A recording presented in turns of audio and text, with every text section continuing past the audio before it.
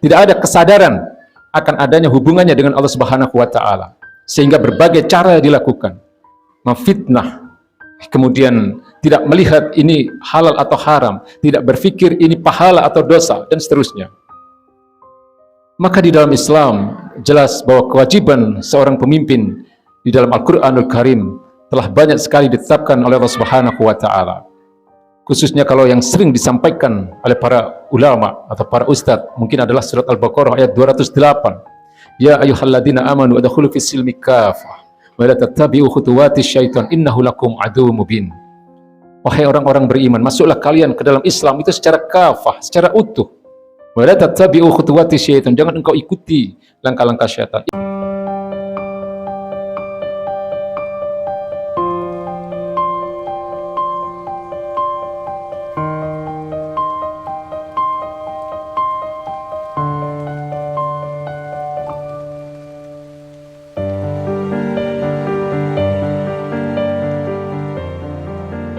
Hadirin ma'asyiral muslimin yang dirahmati Allah Subhanahu wa taala. Kepemimpinan dalam Islam adalah satu hal yang sangat penting. Oleh sebab itu, maka baginda Nabi seringkali menyatakan bahwa jangan mudah kita untuk mengambil amanah sebuah kepemimpinan. Maka kisah tentang Abu Dzar Al-Ghifari menjadi satu pelajaran yang sangat penting bagi kita di awal-awal terbentuknya daulah Islam pada masa-masa fase Madaniyah, masa kenabian baginda Nabi besar Muhammad SAW setelah beliau hijrah ke Madinah.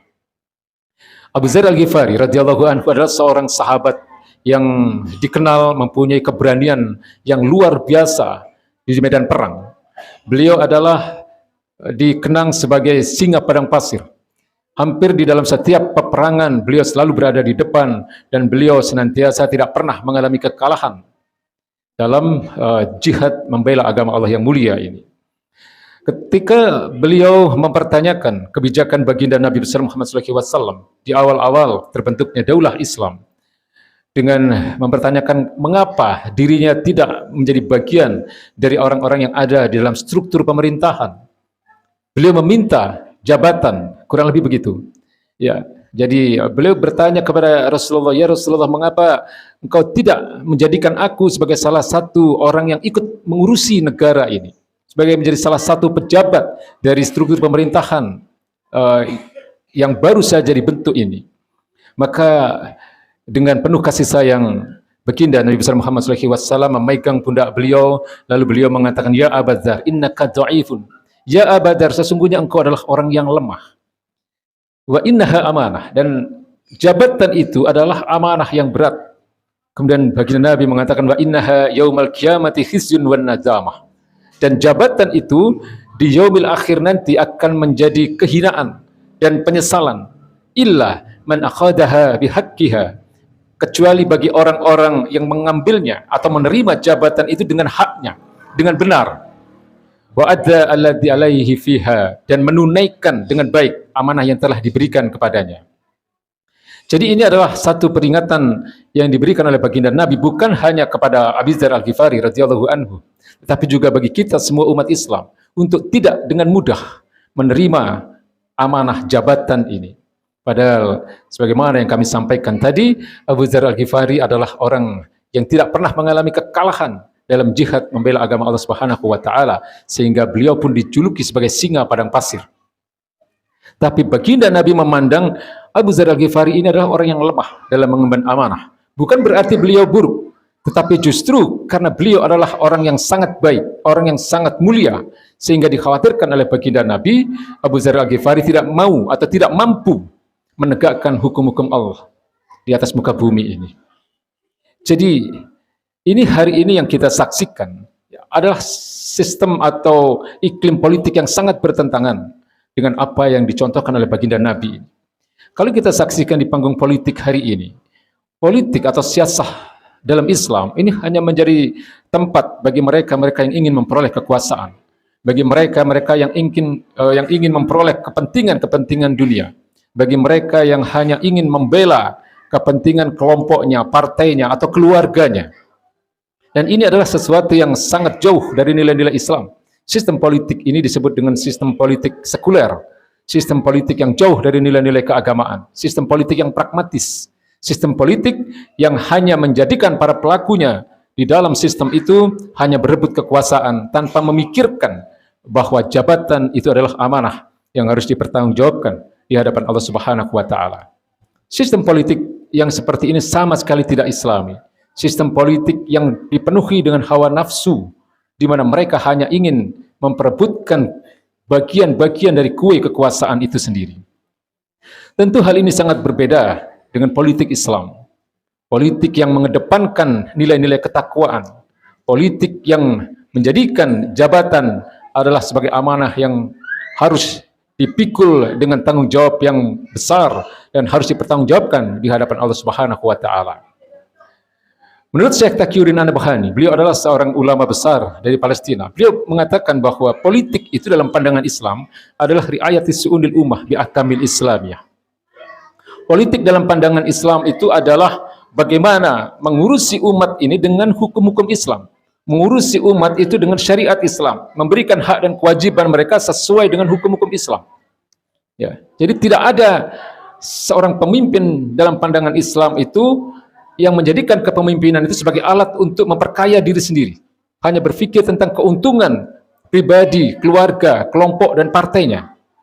Ya. Jadi ini adalah sesuatu yang harus dipahami oleh kita umat Islam ini.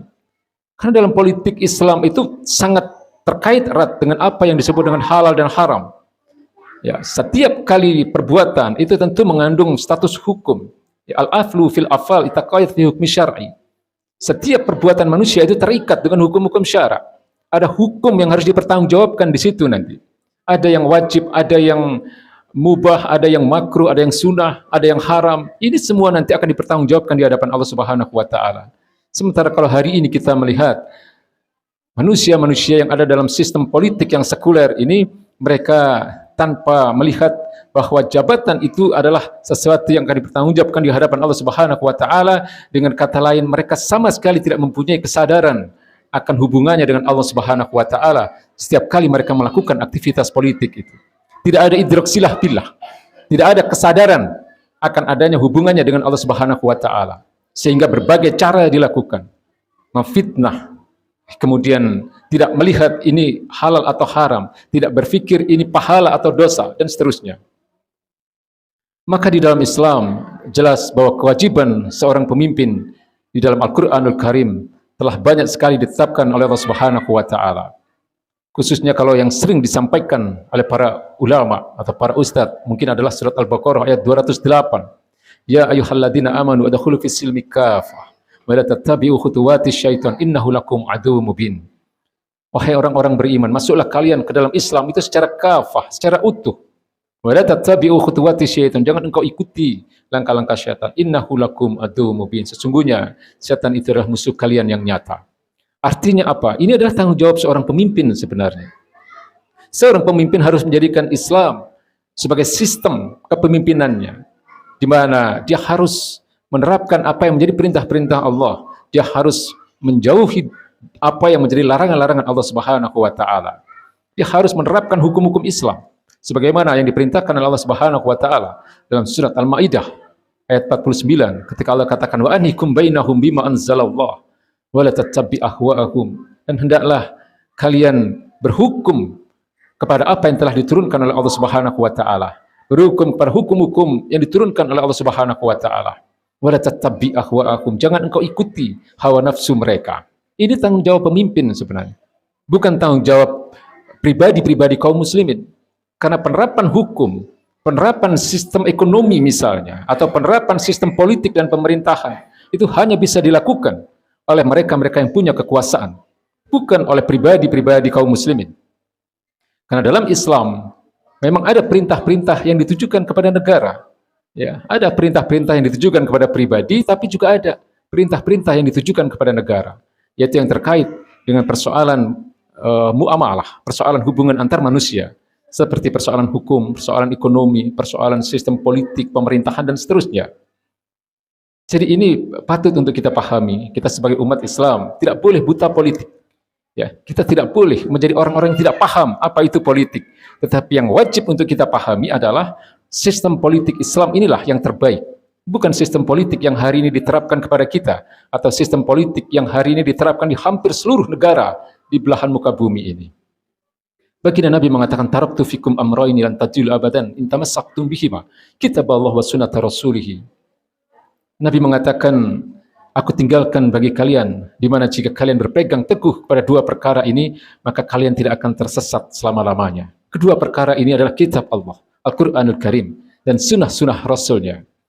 Jadi pesan Nabi atau wasiat Nabi ini beliau sampaikan pada akhir-akhir masa kenabian, dalam haji wada, dalam haji perpisahan pada tahun ke-9 Hijriah. Dan Nabi sangat mengkhawatirkan umatnya tersesat dalam kehidupan ini karena mereka meninggalkan Al-Quran dan sunnah-sunnahnya. Dan pada masa itu juga Nabi kemudian berwasiat agar kita mengikuti sunnahnya para sahabat. Nabi mengatakan, alaikum bis sunnati wa sunnati al-khulafa ar-rasyidin al-mahdiyina min ba'di. Ya, Nabi mengatakan wajib bagi kalian untuk mengikuti sunnahku, dan wajib pula bagi kalian untuk mengikuti sunnahnya khulafaur rasyidin, khalifah-khalifah yang lurus. Artinya sahabat-sahabat beliau yang menggantikan beliau sebagai kepala negara Islam pada masa itu, yang kemudian disepakati oleh para ulama. Yang termasuk dalam khulafaur rasyidin ini adalah 4 sahabat Nabi yang mulia, yaitu Abu Bakar As-Siddiq, Umar bin Khattab, Utsman bin Affan, dan Ali bin Abi Thalib radhiyallahu anhum. Wajib juga bagi kita untuk mengikuti bagaimana mereka memimpin negara. Wajib juga bagi kita bagaimana kemudian para sahabat Nabi yang mulia ini menegakkan hukum-hukum Islam. Ini kewajiban bagi setiap mereka yang mempunyai amanah atau yang diberikan amanah untuk memimpin negara. Oleh sebab itu tidak mengherankan ketika Abu Bakar As-Siddiq, beliau dibaiat sebagai khalifah, menggantikan fungsi-fungsi kenabian, menggantikan posisi Rasulullah SAW sebagai kepala negara dan sebagai orang yang harus mengurusi umat dan agama ini.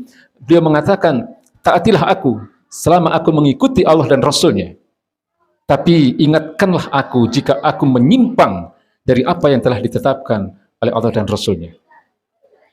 Hadirin ma'asyiral muslimin yang dirahmati Allah Subhanahu wa taala, ini semua patut untuk menjadi pelajaran bagi kita bahwa sebenarnya tidak ada kewajiban kita untuk taat kepada hal-hal yang berbentuk kemaksiatan. Nabi mengatakan, la ta'ata fi maksiyah, atau la ta'ata illa fil ma'ruf.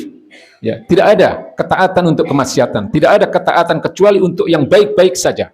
Artinya yang sesuai dengan Al-Quran dan As-Sunnah. Innama ta'atu fi ma'ruf. Sesungguhnya ketaatan itu hanya untuk yang baik-baik saja. Maka dalam sistem politik yang seperti ini, kita wajib mengkritisi dari sudut pandang Islam. Kita wajib melihat apakah ini sesuai dengan Islam atau tidak. Ya, wajib bagi kita, apakah pemimpin yang seperti ini dia sesuai dengan apa yang disyaratkan oleh Islam dan seterusnya. Kita harus mempelajari ini semua sehingga kita tidak menjadi orang yang buta politik, ya, sehingga umat Islam kemudian menjadi mudah untuk ditipu dan dihancurkan seperti hari ini. Hadirin ma'asyiral muslimin yang dirahmati Allah Subhanahu wa taala. Maka dikatakan oleh Dr. Wahbah Az-Zuhaili, beliau adalah seorang ulama kontemporer lulusan Al-Azhar. Dalam sebuah kitab beliau Al-Fiqhul Islami wa Adillatuhu, beliau mengatakan bahwa tidak boleh seorang muslim, apalagi seorang pemimpin, dia meninggalkan syariah Islam dalam kehidupannya, dalam hal apapun, dalam keadaan apapun. Artinya ketika dia membuat satu hukum di luar hukum-hukum Islam, maka sesungguhnya dia telah membuat syariat yang keluar dari agama ini sendiri. Hadirin ma'asyiral muslimin yang dirahmati Allah Subhanahu wa taala. Maka sebagai bagian akhir dari khutbah yang singkat ini, kami ingin sampaikan bahwa ini semua harus menjadi pelajaran bagi kita, dan ini semua harus semakin menyadarkan kita bahwa tidak ada solusi sebagai jalan keluar dari berbagai persoalan umat ini, dari berbagai problematika yang dialami oleh umat ini, baik itu problematika dalam hal yang terkait dengan hukum, di mana umat Islam banyak mengalami ketidakadilan, bukan hanya di satu negeri, tapi di hampir seluruh wilayah di atas muka bumi ini, di Palestina, di Cina, di Uighur, di Myanmar, dan seterusnya. Umat Islam mengalami berbagai ketidakadilan dalam persoalan hukum, dalam persoalan hak asasi mereka sebagai manusia. Lalu kemudian juga bagaimana umat Islam mengalami ketidakadilan dalam persoalan ekonomi, bagaimana kemudian umat Islam terpecah belah dan seterusnya. Semua ini adalah persoalan yang dialami oleh umat Islam hari ini yang tidak ada solusinya kecuali dengan solusi-solusi Islam. Umat Islam harus segera kembali untuk melihat Qur'annya, membuka apa yang menjadi ketetapan-ketetapan Allah dalam persoalan berbagai aspek kehidupan ini. Islam sebagai agama yang sempurna tentu telah memiliki solusi tuntas bagi seluruh persoalan kehidupan ini. Islam adalah agama yang sempurna. Al-yauma akmaltu lakum dinakum wa atmamtu alaikum ni'mati wa raditu lakumul Islam madina. Allah katakan, hari ini telah aku ridhoi, hari ini telah aku sempurnakan agama ini bagi kalian, dan telah aku cukupkan nikmatku bagi kalian, dan telah aku ridhoi Islam sebagai agamamu. Karena Islam adalah agama yang mengatur seluruh aspek kehidupan, dan Islam tidak akan pernah ketinggalan zaman.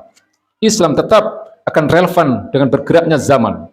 Islam tidak akan pernah ketinggalan sebagai solusi kehidupan sejalan dengan arus modernisasi yang hari ini ada di tengah-tengah kehidupan manusia.